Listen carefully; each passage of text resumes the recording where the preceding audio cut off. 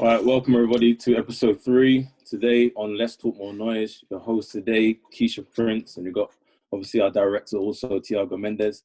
Today we've got a special guest. We've got Navron here, who is the CEO of BOLA Athletics. Welcome, Navron. Welcome, Kazi, my cousin. Big up. Welcome. Nav. Thank you for having me. I appreciate it. Thank you. Yes. So let's get straight to it, man. The name is different. Why BOLA? It could have been anything else. Why BOLA? Bolo. Well, Bolo Bolo, is yeah. Well, Bolo is a funny story. My father, my late father, passed away 2016. He actually gave me that nickname in the mid to late 80s. So we used to watch a lot of like kung fu films, Shaw Brothers and things of that nature. And then one day we was watching Enter the Dragon. So he said to me, like, of all the characters, who's your favorite character? And I said, I like the big guy, which was Bolo Young. And the reason why I like that character, because everyone was scared of him. The scene where he comes down and everyone's running away from him, and then when he taps the guy's neck and everything, I was like, I like that intimidation. So I said him. So my dad used to call me Bolo as a nickname when I was a child. I didn't really like it at the time because I didn't really understand it. Yeah. But at the time, I thought it was a bit corny. Bolo. I was like, okay, I don't know what that means. But then, as he was, when he passed, he could, like when he was in hospital, he called me that and he reminded me of it. And I was just saying, you know what, Bolo these days means like, you know, your hench or you train. So I said, I'm gonna adopt that, you know, and a way to honor my father and to obviously keep his memory alive, and also for the brand that developed from that. Yeah. I was gonna say you're looking like a young Akin Fenwa, like fresh, ready to mash up the championship. Yeah, appreciate that, man. Appreciate that. So what challenges have you faced? You know, being the CEO of a brand. I know it's coming. You know, your launch. But what challenges have you faced being a CEO of a brand and keeping it quiet as well? Yeah, well, the first thing is, the biggest challenge is the mental challenge. Being mentally prepared for what's forthcoming. You won't know what's forthcoming if you don't have a clear vision involved. Like, you have to have a vision where you know what you're doing and how you're going to do it. There's different ways, different people do things in different ways. They can either write things down, or some people have a photographic memory where they can keep everything locked in their brain. I do both. So I have a backup copy, and then I have the mental copy, which never goes. So first of all, just the vision and having the direction. Because I've always heard that dreams are dreamed without anything done with those dreams to work towards. That's right. So I choose the word vision. And so it's clear as day. It's been clear as day to me. Like I said, 2016 was when I had the idea to make it into a brand. Designed the logo, got my friend to jazz it up for me like this. And I've just been working towards it bit by bit between 2016 to 2020. Jeez. Yeah, that's good, man. I mean, you know, I know, especially with us, with QPA and stuff, I think the biggest thing was staying unique and staying different. So in terms of, you know, BOLA Athletic, what bridges are you looking to cross or make, or, you know, whatever gaps you try to close in the industry that you're going in? Well, what I'm trying to do, I'm not trying to reinvent the wheel. I'm trying to make the wheel what it is, but make mine more unique in the sense of focusing on fitness. I'm focusing on strongman, bodybuilding, and lifestyle. All of them come intertwined, because a lot of people, when they go to the gym, they like to wear the clothes that they're wearing to the gym. So if there's a way that you can cater for these particular types where I feel covers everything, then that you can incorporate that as part of their going out to the shop or whatever, then going to the gym, going to a restaurant where you can feel casual, you don't feel you have to get changed every time, and something that's comfortable. So if you're wearing it for 6-7 hours in a row, it doesn't start to itch you, it doesn't feel uncomfortable like you want to take the clothes off and change. So it's basically incorporating all of that into one, covering those grounds there. I think with bodybuilding as well, though, it's only really started to sort of come in the light, and the industry started to expand a little bit more recently. So, you know, still quite a big margin there for you to sort of like stamp yourself in the industry and leave a name, if you get what I mean. Only recently, you know, that the strongman stuff has really started to come to light, and they're using those sort of people to do Game of Thrones and things like that. So, you know, only now I think it's starting to get the correct sort of eyes on there and starting to get the right media attention. So you probably come in at a good time, to be fair. So, you know, there's still time there for you to grasp an opportunity and do something for yourself as well, to be fair. Listen, I agree with that 100%. I agree with that 100% because the industry in the UK isn't as advanced as in America. Yeah, exactly, like, we just started getting 24-hour gyms a couple of years ago. America's had that since the late 80s and 90s. So with that being in mind, a lot more people are going to be attracted to training and the lifestyle and getting into shape and just staying healthy. And not everybody's doing it to look like, you know, a cut-out model. Some people are just doing it for their health or their mental health or physical health. So with all those things in mind, there's always going to be a market for people to buy clothes and accessories and things of that nature. Because a lot of the stuff that I have all my sample stuff, a lot of my things, I just wear when I'm going to the shop. But if I need to quickly go to the gym, I can say, oh, I don't need to get changed. Do I have my water? Do I have my amino acids? All right, let me go to the gym. So I don't even necessarily have to get changed with what I'm wearing, which is what I was trying to achieve. Yeah, no, it's true. I mean, even the clothing industry, Gymshark managed to become like massive over the last couple of years. They got big. His story is very inspiring. Yeah, he I've heard his story. I've seen the interviews, and his business model was similar to mine, but I didn't know anything about him at the time. Yeah, the way that he started off with the expo, and and that was before I even knew if it would be successful or not. I knew that would be the way to go, because at that time, expo get a few people to wear your brand, and that could blow up the attention and the footfall and the interest. And then from there, you just was sailing. And it always comes from initial investment, what you put in. Because if you see his interview, he took a chance, and he took like a gamble, put all his money in one pot. I said, this is going to work. And he had faith, and he had the conviction in what he was doing. And he was doing it from home. He was doing it from home. He was a pizza delivery guy. Yeah. And he wasn't making that much money. So it goes to show you don't have to be making tons of money to do what you need to do. And you know it is as well, if we're going to sort of like visualize that and put that towards the football side of things, which is what me and Keisha are trying to promote, you know, the same sort of thing applies to a football player. He might have to invest in himself to get equipment that some players are getting for free. You know, you have to travel and pay for his travel to go and get an opportunity. But if you don't do it, you're never gonna know what you can do and where you can go. So, you know, it's important that they understand, you know, you need to work hard even if you're not seeing the results. He could have given first instance and didn't, and now his company went up some crazy, so there were some crazy stats recently, like over the last year or so, I think he's doubled his income or something like that. It's crazy. With Gymshark, he's valued he's valued over £1 billion now. Yeah, that's crazy. Yeah. So that, and it goes to show you, but if you look at Gymshark, it's being worn by people all over the world. So he's managed to cross the waters and to get marketing and promotion over in the States and Canada, things of that nature. So he's done very well.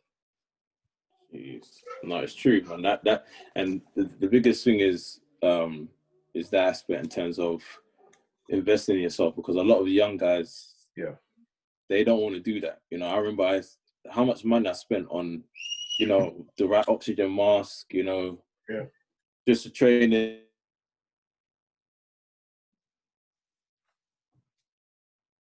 As you said before, you had a little side job that was hustling to keep going. And sometimes you got to do that. You know, I remember I was doing paper rounds when I was little, you know, just to get the right boots, because I wanted a certain boots. And obviously mum wanted to give me, there's like the pro standard and the next level. With a 40 pound. I'm like, why that's a fact. A bit different from that one? And it's like, I can't afford that. I'm like, what am I gonna do? You know, and I'm trying to save up the Adidas one to get the real one. And bro, I remember I was trying to walk it around everywhere to people's houses. You know, I think it was the Beckham 2002 one. I remember those. Remember those Those were the ones, when they came out. Yeah, the black tongue, the gold ones. They were a problem. So I remember that I saved hard for that, man. I saved hard for that one. But You know, you touched on a good subject, which is you know, the ethos of your business is strength and conditioning. I know, obviously, yourself, you went from being, you know, Bruce Banner to Hulk overnight. You know, seeing your family get together as Bruce Banner, all of a sudden you're walking through the door. I've always, just to add context, I used to be very podgy or fat as a child, so I've come from one side to the other. Yeah. What was that journey like in terms of, you know, that development? It was it's all about, for me, I'm very big on the mental aspect of whatever you're doing, because you have to mentally, I feel the mind controls the body, so you have to mentally prepare yourself to whatever it is that you're going to do. So I knew I had a lot of weight to lose. I was out of shape. I remember I went to my mum's house. I moved out many years before. I went to mum's house. I went up the same stairs I went up 1,000 times when I was a child. I got to the top of the stairs. I was like, I said, wow, I need to get in shape. It's getting serious. So that was, it was seeing where I could potentially end up before that happened. So I just had that drive and that tunnel vision to just do whatever I needed to do, even though I didn't like cardio, because what I did was initially was a lot of bike riding and swimming. Cause I don't like treadmill. I didn't like treadmill at the time. I thought it was too boring. So I did cycling and swimming, and that helped me cut off a lot of body fat. And then that got boring after about 3-4 months, and I started incorporating the weight training. And then I saw how, then to be fair, I saw how the females in the gym reacted to the guys that were in shape. And I was just like, whoa, okay, that's interesting. So if I can get to that, all right. And then that was like an impetus for me to even push further with the weights. And then the rest was history. It's just consistency. Consistency, you're never gonna know everything, because when I started, I used to ask the guys that I wanted to look like, what exercises for your delts or your chest. I was in a certain neighborhood where they weren't too friendly. They were telling me, go figure it out, go read a book. They weren't giving me no tips or no advice. So I had to figure it out. I could have given up. I could have said, oh, you know, I'm done with this. I just figured it out. Read some books. I read a book on fat loss by Chris Aceto. I read there's Flex magazines. They had workouts in there all the time when they used to sell magazines. And I just formulated my own plan. Then I learned about Dorian Yates, and he was 6-time Mr. Olympia. But what he did was, he did all this training, did all this diet, everything, and he documented everything. Because even myself, to this day, I still have a food diary where I note down everything, what I eat, what I drink. And the reason why is because I need to know what's working and what's not working. Because if it's not working, then I just switch it up. If I'm getting bloated from eating basmati rice, then I switch to sushi rice. Let me try that. Does it sit well in my stomach? Yeah. So it's a lot of trial and error, but once you figure out the formula for your body type, you're good to go. Because everybody has different body types. And some people might have the same similar body type, but little nuances that separate them from each other. So for example, someone might be carb sensitive, but to what? What type of carbs? So you have to formulate that for yourself and figure it out. But when you got it, you're good. I wanted to touch on something that you said. When you didn't know what you was doing, you went to ask for help, right? Yeah. I think nowadays, this new generation, they're scared to do that. I believe that their pride is all the way up here. Yeah. And it's like, you know, they don't want to be showing any sign of weaknesses, or they don't want to show that they're inadequate to a situation. And you know, I personally believe that that's making a lot of people not reach places they can reach. Simply, 100%. Did you agree with that? Like, how did 100%. Someone for help? Did you feel like you was inadequate, like you're weak? No, when I asked, I'm not shy. I could speak to anybody. If I don't know you, I could speak to anyone. I could build a rapport. So I've never had issues with that since I was young. I think when I asked, I just saw them. I was like, I want to look like you one day. So I want to ask you how you do the certain things. Because I used to watch these guys as they did the exercises, and used to try and replicate it. But then if I saw a guy with great shoulder, because I used to be very narrow. So I wanted to know, how did you make yourself broad? Yeah. Because I didn't know about narrow clavicles and wide clavicles and all of that, those little nuances in the body types and stuff. I think you just taught me something. Oh yeah, so if you got wide clavicles, you're gonna look broader across the chest here. But if it's narrow, then you're gonna look more like this. Like that, yeah. You see what I'm saying? So that's just that's one aspect. But you learn that along the way. And I didn't feel embarrassed. I just asked, and they acted a certain way. I didn't take it personally. I just felt that they didn't want to give me the advice that they could have taken 10 seconds to give. I figured it out, but I preferred that. Do you know why? Because it encouraged me to read and research. But asking, but it's always good to ask, because when I get asked all the time. I always give critiques or say this or show people different angles of exercises, because people say, "What exercise are you doing? What's that hit?" And I tell them, and then I show them, like, if you're hitting the lower part of your lat, how to squeeze and contract the muscle. A lot of people don't know what mind-muscle connection is. That sounds, my muscle connection is basically you wiggling your toes. That's my muscle connection. You moving your mouth, moving your nose is my muscle connection. That same my muscle connection you have with your limbs, you can have that with your muscle. But it takes a while to develop that. And that's a whole nother category. See, that's BA right there. That's BA talk right there. Yeah, I don't want to get too scientific. No. That's good. No, you have to. You know why? Because a lot of players, I failed in that area as well, especially when I was young, going into football. And obviously, I went down to Uncle Roger, and Uncle Roger, he's my uncle. He bodybuild. Like, the first thing I went on was the bench. You know what I mean? I was a Robinho too thick. And the first thing he threw me on, I remember I was on the bike. He threw me on the bench, and I was struggling to even lift like 20, like to bench 20. I was weak, and he gave me the pull-up bar that helped, etc. Now, obviously, I moved house, and obviously I looked at stuff like, there's some magazines or online profile that say, "Oh, Ronaldo does this amount of weight, etc." And I believe that's what sold me to think, "Oh, if I do what he's doing, I'm gonna get the same results." And it didn't, because my body type is different to his. And like Ronaldo, I wanted to get the same lats that he did. And I'm thinking, bro, I've been doing the same exercises for a hot minute. How come they ain't got no wings? You know what I mean? Where's the wings? So, and it took a lot of, as I got older, a lot of just going through trial and error, say, you know what, this actually works for me. I can't do that exercise. I can't actually, when I was playing football, I couldn't even, surprisingly enough, I didn't go underneath the bench for years, because I realized I got too heavy and I lost a lot of speed in my agility.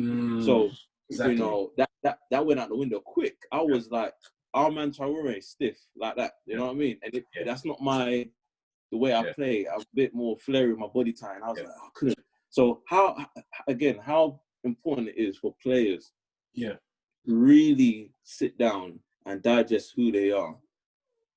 After what, their body type, look at their family, you know what I mean? Because I used to look at, obviously, my dad, skinny. My dad's side, 6%. On obviously, mum's side, everyone's a bit, a lot bigger. And I'm thinking, I could tap in, but it's more or less on my dad's side still. So how important is it for players, for athletes, to look at their their own DNA? It's everything. It's imperative, because first of all, you need to address your purpose, whether you be running track, football, basketball. When I used to play basketball, we used to train with ankle weights. Why did we train with ankle weights? So that when we played in the game without the ankle weights, we'd have better ups. So we could jump higher, we could potentially dunk, grab a rebound. That there is specific training for the sport that I was playing. Same thing with football. You just need to be able to address whatever position you're in. If you're a winger, that's a lot of up and down. So you need to be more agile. You can't be heavy set, because you're going to get burnt out quickly. So you need to do more focus training on exactly what it is that you're doing. And sometimes if you don't have direction or someone showing you, it's a bit of trial and error to figure out that formula. But like with you, for example, if you did weights excessively, you would just be too stocky, and it will just affect your performance. Your speed will be gone. Ronaldo, he does a lot of underwater stuff and swimming, and he eats boiled chicken and with no seasoning, and he's on the highest level. But look how long he's been at the top of the game, though. He's sacrificing all of the, KFC and all the nice stuff that everybody likes for a purpose, because he knows that if he loses that edge, he will become an average player, and he can't afford to be an average player in his mind because he's so competitive. He's got that underwater machine, innit? He cycles. Yeah. I've seen it. That's incredible, because there's a few NBA players that do that now as well, because it helps you. It's good for the breathing and things Recovery like that. as well. Recovery, yeah. I was gonna say, before you started your business, did you have a specific skill set that would help you start something like this, or is it something that you just learned along the way by, again, trial and error, getting advice from other people, and learning yourself? Yeah, I had the vision for a clothing company from 2007, to be honest, and life, distractions, things of that nature took me off that. But I've always been into fashion. The reason why I was into fashion so much was just because I didn't like wearing what everybody else was wearing.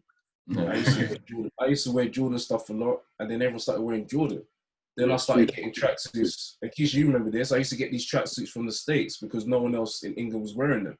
So I've always wanted to stand out. I don't want to be robotic with what everyone else. Everyone wears the JD Sports tracksuits and and it's like, oh yeah, I know how much you pay for it. I know where you got that. No, I want something that no one else had that is unique to me. And this is what I'm trying to do with this, because it's not only will I have the brand, but it will be different colors, different styles, different materials. Exactly. Everyone will find something that they would like. There's a niche that everybody likes, and it will be provided. And that is what was my driving force for my personal brand. On the other side as well, with fashion in general, a lot of it is very repetitive because you see the similar or the same styles, same colors, same materials. So if you're going to do something that is similar or the same as other people, the question is, how am I going to differentiate myself? And that is through the actual, I'm thinking more color scheme. So for example, I'm wearing a burgundy hoodie right now. There's a lot of burgundy hoodies out, I've seen. But the way that my logo is designed, and I've worn this, I've been asked when I go to Croydon, to Wandsworth, people ask me, where do you get that? And I was like, no, I can't tell you what, because I don't want people to know it, because it's very difficult to keep quiet about something. But I've just kept it under, under my chest for 3-4 years, and then now it's time for people to see what I've been working on. And what skills do you think you've built and learned from starting this venture, start till now? The major skill is really being proactive and thinking ahead, trusting my instincts and being patient. So I was ready to launch the beginning of this year. I planned to do it before the end of March, but I was going away for a couple of weeks for my birthday. And then everything happened, what happened with the COVID. And if I rushed or didn't trust my instincts and started before, where would I be right now? Because in the first few months, no one was thinking about buying clothes. People think about buying food, paying their rent, their mortgage. Exactly. So it's a lot of times people will make you feel that you need to do something when they think you need to do it. Listen, trust your instincts. Your instincts is there for a reason. Trust them. Don't force it. Just let it come. If you've got a good business plan and you know exactly what you're doing and how you're going to execute it, trust the plan and the process. Things can always change, and that's what happened with me. Exactly. It changed. It got delayed for a certain amount of months, maybe even a year. I'm okay with that. I've had everything ready for over a year now. Just because I've had it ready, does that mean I need to drop it? Exactly. Following from what you're saying, so do you reckon COVID was your biggest struggle, or what else did you face that sort of put a hammer in the works and made you double think yourself, and you had to fight it? Yeah, no, COVID just gave me more time to prepare, more time to get my money together, because I'm self-investing, so my full-time job is paying for this, and also it helped me. I had suppliers, and a couple of them are no longer in business. So imagine if I used them and they were my main suppliers, and then they went out of business this year. I would have been stuck. I had to find a new supplier, and then they would have overcharged me because they know I'm desperate. Like, there's a lot of things. It's a blessing in disguise, not in terms of people getting sick and dying, in terms of my personal business journey, because it just reminded me that it's okay to be patient and to trust my instincts when it comes to decisions of that nature. No, it's true. It's true. Another question I got to ask is leading to that. Then, you know, who or what shaped you to be who you are today at this point in your life, or what you know, role model, or you know, someone that you looked up to that caused you to kind of just always develop a certain mentality. Well, that's a great question. Well, first of all, my parents. That's number one, because they put in me the mental and the spiritual aspect of who I am as a man. Because before a CEO or an employer or an employee or whatever you're doing, you're a man or a woman or whatever first. So that's right. that is the starting point. Then from there, how you're like a seed. How do you grow? Will you grow or will you wither away? Yeah. That is all down to your mental fortitude and what you decide what you want to do. Because a lot of people are very smart, but they don't use their smarts for anything constructive. So they're very destructive in nature. So my parents were the foundation. Then from there, I have a mentor, which I can't name, who is very successful in his own right and what he does. And he's been helping me with advice. He told me everything I needed to do. And I've always believed in self-investment. I don't believe in investing. And a lot of people that are in the celebrity world, business world, have also said this. Ownership. Mark Cuban, Dame Dash, they've all said, put your own money. And the reason why is because if you get given 50 grand, you will use that 50 grand completely differently to if it's 50 grand, it took you 3 years to save and grind and put together. The mentality is different, isn't it? 100%. 100%. You know it ain't coming from your pocket, you know what I'm saying? Exactly. It's not, yeah. If you're looking at the long game, it's not a sprint, it's a marathon. So there's no need to make haste. Do you see what I'm saying? In regards to just get it out for the sake of getting out. I've seen a lot of people start businesses and they fold within a few months because they rushed the process because they wanted to show everybody on social media. Exactly, yeah. Put this out. So. No, it's true. You know, and how big was, I know growing up, how big was Michael Jeffrey Jordan to you? Oh, Michael Jordan was listen, that guy. Boy, I don't even know how to start. It's just the work ethic, the mindset, the competitiveness, the drive. I don't like looking up to celebrities or people that are famous, but he's the one that I would, if I was to name, make an exemption. Not him as a man off the court. I'm talking purely on the court when he's doing his job. Off the court stuff, you have to separate the two because some people are great at what they do for their trade or their work, but off the court or whatever they're doing, they're complete anywhere, right? So on the court, he was an assassin.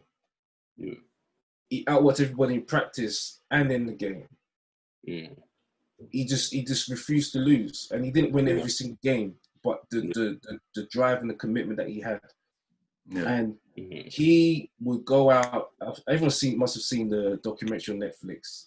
He would go out, gamble, and come back 3-4 o'clock in the morning, and then still kill everybody in practice and in the game. Like no one's ever been able to. He was a freak of nature. He could train with 2 hours sleep and play at the highest level. That is a level of commitment that I've never seen before. The closest I would say will probably be Kobe Bryant or Tom Brady. I've heard that training on that level. Yeah, I think Kobe was the closest, and it's important because again, it's all about mentality. And I believe, like, I think it was Tracy McGee.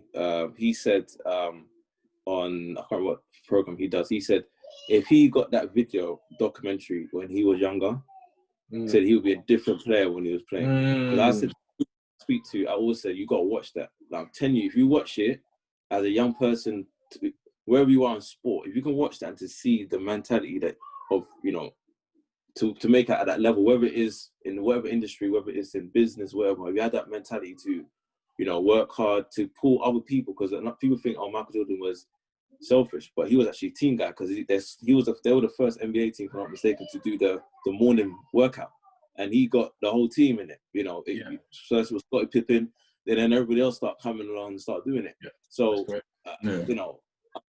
you know, the book Relentless that Tim Grover did was big as well. I read that one.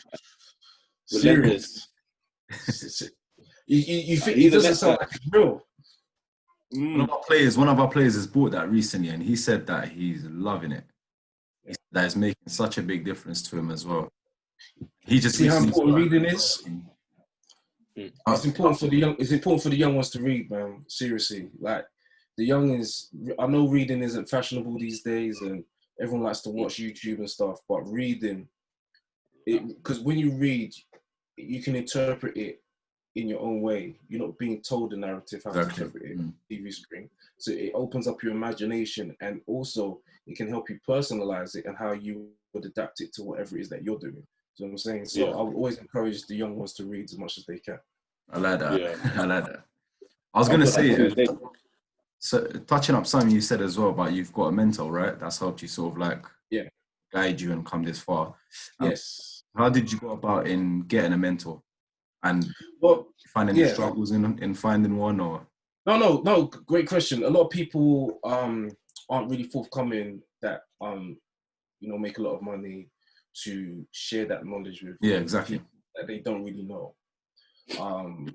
And that's probably why they stay rich. But he saw something in me that I didn't see at that point. I've always had self-belief, but he's seen something in me. He said, because he's an older man, so he said I remind him of himself. Because of I can't explain to you what he saw, but he saw something where he was like, I'm gonna give you the time of day. Yeah. And he told me about web designs, e-commerce, everything, all the basic fundamental stuff. And he tested. I didn't know he was testing me. He tested me to see if I would apply anything that he would advise me on. And when he saw me applying it, then he'd give me a couple more. But I didn't realize he was doing that at the time. And that shows you that, when someone knows what they're doing, they know exactly how to execute it. So, he was a guy that I knew that had money. He always had the nice cars, big house. And, it's like, you're not really going to, in my community, there wasn't a lot of people that have money like that. So I'm like, okay, I need to find out how you got your money. I don't need to know the ins and outs, but I need to know the mindset, how, because you have to have a different mindset. You have to be wired differently. And he is. And he's tunnel vision. It's just like, he can't see what's going on. There's like minimal distractions. And that is the key for all of this, because there's so much distractions, as you know, mobile phones, internet, girls and things of that nature. When you've got a goal in mind and a vision, you've got to be focused on that, because it's easy to get off track. Yeah, I'll be honest with you. I've actually messaged a few people myself to try and get a little bit more mentoring. Obviously, myself and Keishan are still quite young. He's 27 years old. We're still fairly new in the industry. We're still learning, But one thing about us is that, we're coachable and we're willing to learn and take things on board. We understand in order for you to reach a certain height, you need to learn from someone else that's already been there eventually. 100%. So, personally, I've messaged a few people myself, and, they've come back and said no, but it's not the end of the world. We keep trying, we keep doing it ourselves. We keep, trial and error. We keep getting better, and if things are only going forward, because at the end of the day, like you said as well from the start, it's that vision. And me and him already know where we're going to go with this. So it's always nice to have someone there that can obviously guide you and give you that time where they've been through certain things, so they can see things from different perspectives. But at the same time, trial and error, nothing wrong with that. And when the time is right, as long as we keep faith and keep the vision, we're going to get there, man. All right, I'll tell you how I got my intro to my mentor. I knew a bar that he went to in a regular. So I just happened to be there one evening, bumped into him, and I was just, I tried to build with him. But it's all about the approach. I didn't come at him, excuse me, or I was like, sorry to disturb you. I know you might be busy, because he wasn't talking to him at that time. If I could, have a couple of minutes of your time. So that intro kind of set the tone. And then the conversation. Because I'm a big guy, it automatically put him at ease. Because if I was coming at him in any aggression or certain body language or tone, that would make him put his hands up and be defensive. Like, no, you're good, keep it moving. And I was just like, you don't know me, I've seen you about, and it's really inspiring. I've always wondered how, you got what you got. Like, what's the mindset? 'Cause I didn't ask him what he does for money. I just asked him about the mindset. And people always talk about money. Money will come. Don't The worry money's about the money. last thing. The money's the Yeah, last thing. Me and Keish always says this. Yeah. That's the last thing. Because obviously money is the ultimate goal, but we're not really doing this for money. I'm doing this for legacy. You know what I mean? What is your legacy going to be when you're gone? You know what I mean? A lot of people just living and dying, and that's it. Like, what is your purpose in life? What is your goal? So I'm all about legacy, and he's all about legacy. And he had the fortitude at a young age, but he was very fortunate. And this is where a lot of rich people don't like to mention, or people that have money don't mention. He got money from a family member to get started way back in the early 80s. So he was good, but not everybody has the opportunity. So I wanted to ask him, what do you do when you don't have the opportunity? And he said, first thing he said to me, he said, whatever money you're making, if you're making £100 a week, say £30 a week, do that for 6 months. Whatever money you get, put that into your business, sell and flip, put it back in. And then he gave me examples. He gave me loads of examples about the Patel brothers in Tooting back in the 80s when they came over, and how they built their empire in Tooting with the shops, the butchers, everything. And it's all about no flashy cars, no jewelry, no girls that's going to leech your money off you. None of that stuff. Put it straight back into your business. Invest in you're reinvesting in your business. You don't pay yourself. You can work for free for yourself and build your empire a lot quicker rather than paying yourself and then suffering in the meantime. It doesn't make sense. The business has to thrive. So he just gave me little jewels here and there. I'd write everything down. I've got a book of everything that he gave me. Right here. And I refer to it from time to time, just for reminders of things of that nature. But yeah. It's deep. It's deep because I think it was 2 years ago. I've got a good friend. He's gonna come on this as well, Michael King, and I call him like the guy on the Monopoly board. I said that you're that guy. 2 years, but I said you're that guy. When it comes to property development or business or managing finance, he's just got that wisdom. We was talking about that on Sunday. That wisdom, and I think what's happening is this generation, especially footballers, they know how to make the money on the pitch in terms of their profession, but in terms of financial education, you've got to go and learn that. Financial education is not what you're going to teach you in school. You're not going to get that even in a business school. You understand? They will teach you to, like, for example, school will teach you how to be a good employee because, 9 to 5, you go to school at 9. Like my son, like Perez is saying, Dad, what I'm doing is waking up, I'm going to bed. And he's even clocking the routine. And I said, yeah, son, don't worry about that. You ain't going to be, well, you got to do it because I know if I go to school, but they're going to be trying to send bills because, why is son not to school, etc. You know what I mean? But financial education, I believe, is huge. And what do you think about in that aspect in terms of books that you read? I know I read Robert Kiyosaki's got a book called The Quadrant. I think that book is what shifted me. Quadrant talk about employee, self-employed, business, and investor. He said that many people think that they're, like, for example, like your business, like our business right now. And he was saying, if you can leave your business for 1 year and come back and it's better than it was, he said, you've got something. All right, you've got a business, you've got something that is automatic. So you leave it for a year and come back, it's not profitable or it's finished, it's self-employed. The guy's deep. So what do you think? Educate the audience about education, Carl. Economics is something sorry to call you, economics is something that we don't get educated on anyway. Just basic living, like doing budgeting for your mortgage and your bills. That basic economics isn't even taught in life, and they're not building you to learn those things in the schools. So there was a documentary ESPN did called Broke, where they're speaking about all the NBA and NFL players that make hundreds of millions of dollars, and after leaving the NBA or the NFL league, they're broke 3-4 years. And they're working regular jobs. And one player that played for the Boston Celtics, He's a manager at Starbucks now, and he Right. earned over $160 million. I can't What? fathom. Yeah, what's his? I can't remember the guy's name. He played with Paul Pierce as well. Oh, At man. the time.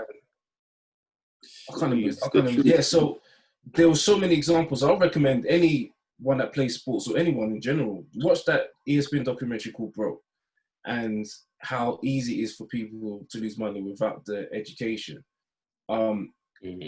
Also, it's really, a lot of people are very short-sighted. A lot of people like to impress people they don't know, and to give a facade and a persona that, oh, they've got this and that. Yeah. If you feel, if you're that way inclined, I would urge you to think about the smart people. Try find smart examples. For example, Marshawn Lynch, that played for the Seattle Seahawks in the NFL. He earned over 200 million or something like that in his career playing for Seattle. He has several sponsors, Under Armour, I believe. I could be wrong, don't quote me, but he had several sponsors. The money he earned from NFL, he never spent it. He just saved it and stacked it. The only money he used was the money he got from sponsors. So when he retired, he had nearly 500 mil in the bank just sitting there. And remember, that money's gaining interest. Yeah. He wasn't buying all those flashy cars and everything. He drove a nice car, he had a regular house, and he's a top player in the league. He's not no B-level player. Yeah. He's Beastman, I think his name was. Beastman. Yeah. So that's a perfect example of taking your ego out and just thinking long term. Because a lot of players retire in their 30s. Sometimes they don't even make it to their 30s. What are you going to do for the next 40, 50, 60 years? Was that 2 million going to last you all that time? Do people even know how to budget that money? Do people know how to live off interest? Do people know how to invest? Like, people don't know these things. And it's unfortunate there's no programs where people are taught these things. Because there's a couple, I think, I'm trying to remember if it's Rich Paul, LeBron's agent. They have economics. They do an economics education for their players. Because what's that player? The Ball brother Lonzo left Rock Nation to go to them, because they do that program where they can teach you how to keep your money, how to build your money and grow it. That's right. That's forward thinking, because they know that one injury, your career could be over just like that. What are you gonna do? Yeah, that's right. Yeah, Keishan sort of like took the last question that I was going to ask, which was basically based on that. So I'll try and like word it slightly different. Do you think that financial education should be taught in schools? 100%. And you know, if we sort of like bring it over to the football spectrum now, this is that me and him are really big on. We actually, want to try and take this to higher governing bodies and see if we can start to try and get it implemented somehow. Yes. Do you think this is something that should be taught by football clubs to each one of their youth academy players upwards, or do you think this should just be brought into school and then gradually brought out into often different organizations where players are going to be dealing with large sums of money, they're going to be doing transactions? Yeah, I agree in twofold. First of all, in the school system, just for living, economics for living from day to day, whatever job you do, whatever business you may run. Number one. Number two, football players, youth academy. They should have it, like in America, where if you don't get certain grades, you don't graduate. If you don't graduate, you can't. Yeah, straight up. Yeah. They should have a similar system for that over here, where if you're not getting the grades, so you can display and show that you're understanding what is being taught to you. Exactly, yeah. And you can't play. Use that as an incentive to make people study. 100%. Because they will be broke before they hit 30. Yeah. Simple as that. Countless players, man. Countless players. Yeah. It's sad. And a lot of them get caught up with the girls, with the alcohol, the drugs, and that whole fly lifestyle. And what are you doing it for? Are you doing it for the flash, or are you doing it for a purpose, for a legacy? You see what I'm saying? Yeah. Ronaldo's doing what he's doing for a legacy. Legacy. In the mindset, he's got all the nice cars and everything still, but the way that he lives his life is dedicated to the game. Kobe Bryant did that, rest in peace. Dedicated to the game. He used to alienate teammates because they wanted to go party after when he wanted to practice for another 2-3 hours. It's the mindset. Complete. You have to change the culture. That's right. Yeah. Yeah, you have to change the culture for that. Especially like you said, as well, that you never know when a player's career is over as well. So if you implement this from a young age, from when they're in the academy, from the age of 8 to 18 or whatever, before they get a pro contract, then you're only making sure that you're retaining people's futures, and it stops a thing which obviously me and them are sort of into quite a lot, which is mental health. So if we can solve these problems, then it also solves those problems. So you're hitting two birds with one stone. So this is something big that we will keep on pushing, and eventually try to get over to the right people. Salute for doing that, because I think you touched on something just now with the mental aspect. When people know that they have a future and something waiting for them after they retire, that changes the mindset to something where they're not sure, because that means people they won't perform on the pitch. They'll start worrying, panicking, probably go to the alcohol and the drugs, go down that road. But when they know they got something set up and they're good, completely different mindset. Exactly. So you're thinking long term, which is what is needed, because a lot of times is that people are very expendable. Like, go play, do your thing, get injured. Okay, we get another player, no problem. Good luck. We're ready now, man. We're ready now. We're waiting for the right people. We're ready, man. Yeah, we need to go get the governing bodies on this. You know what I'm saying? Like, make it part of the, see go see one of the parliament, the MPs and all of that, because I think they are the ones that need to put that forward. I know their priority isn't that, it's other stuff, but they can pretend like they care for the kids sometimes. Let's do it now. They were never. I know a guy, again, Michael, and he was saying that he knows a lot of people in the MP and a lot of people in that the investors, they're syndicated investors, those who start student loans, invest in that business, syndicated hedge funds, such, those big investments. And he was saying that they're not allowed to teach on a base school anything to do with that, because it's about pyramid. It's keeping people where they are, and exactly. And that's why even at home, I was saying to my missus, saying, "No, man, like with the kids, no, they got to start learning." And something that Robert Kiyosaki said is that he learned, like, his dad used to play Monopoly with him. Like, we all play Monopoly. That got you thinking, I need to own. Like, every time you land my house, but pay the money. So it's like, all right, I love that feeling of, like, I can.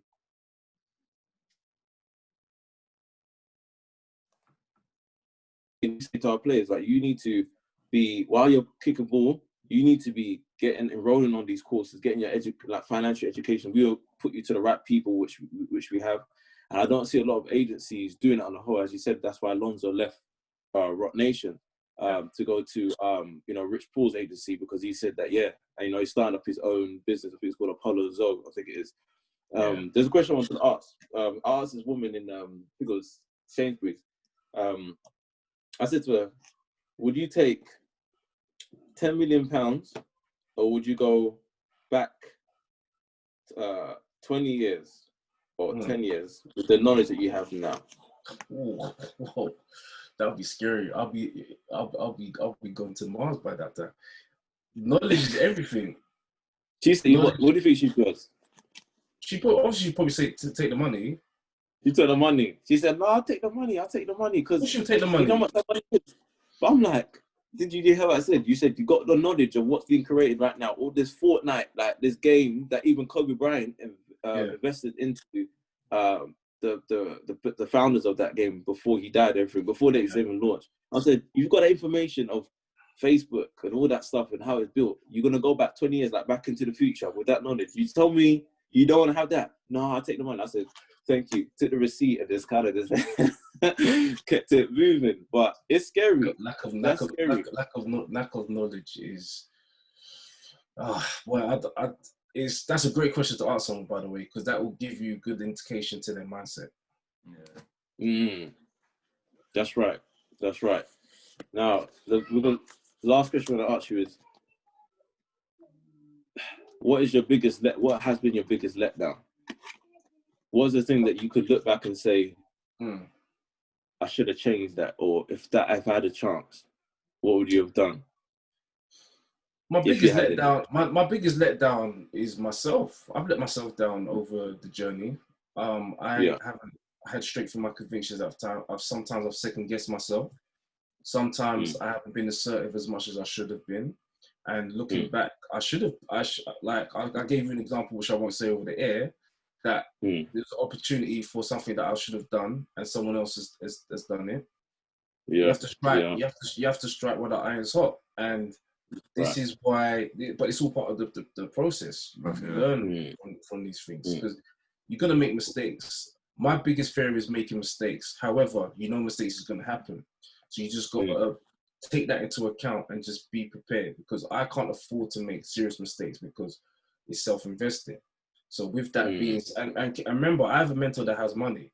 Not once have I asked him for money or asked him to invest. Not once has he even mentioned investing. That's not something we're talking about, because he's giving me jewels that is more valuable than any money that he can give me. You know what I'm saying? Yeah, knowledge. Knowledge. Exactly. Jeez. Well, listen, it's been. You got any questions? Last question to ask T? No, all good, man. Covered. Wicked. Now, before we last one, I'll ask as well, how important or what advice can you give to the next generation in terms of, being an entrepreneur, going into business? What would you say to a 5-year-old or, 5, 7, 8-year-old? Because I know a lot of coaches, they wire differently based on the environment. They just wire differently. I know when I was doing coaching, there was, a couple of Asian kids that was coming from a wealthy family, and she was 6, 7 years old, and she was already, her dad was waking her up at 6 a.m., 5 a.m. practicing the violin. Yeah. Like stuff like that. Like certain cultures are just different like that. They understand that certain things that if I can put it in my child now, the time to get older, it's just, it's going to start happening. So what advice would you give for the next generation in terms of what they could be doing with themselves? The first thing I would say is cut out the distractions, because the distractions is what's taking away the focus. Once you minimize the distractions, you can focus on whatever it is that you want to do. And then when the distractions are taken away, it's a lot easier for you to obtain your dreams and your goals and what you'd like to do. Distractions is the biggest thing. I've always said this. I don't think society is stupid. I think they're just distracted. And as a society, there's so much different things we can get distracted by that take us off course to where we was meant to go, but we don't know that path. But we're going over here, going over there, but we should have been there, because a distraction can easily take you off that. So that would be the biggest one, I would say. Focus on the distraction, because there's so much now with the internet and social media. It's very difficult to weed out, the distractions from everything else. Yeah, wicked. All right, wicked, man. Well, sweet enough. CEO of BA, it's been a privilege. This has been awesome, man. Thank you for having me. Thank you for having us on board. Yeah, thank you. Check out my Instagram, my Twitter, Bolo Athletics, website, Bolo Athletics. You can put your name down on the mailing list and keep up to date with information, everything that's going to come. Look out for Bolo Athletics to drop in 2021. We've got ladies, we've got gents, we've got different styles. And on Instagram, we'll be updating with the latest pictures of the samples that we have ready. So look out for that. Put everything on the bio as well for you as well, the video bio. Yeah, I appreciate that. Thank you very much. No worries. All right. Thank you.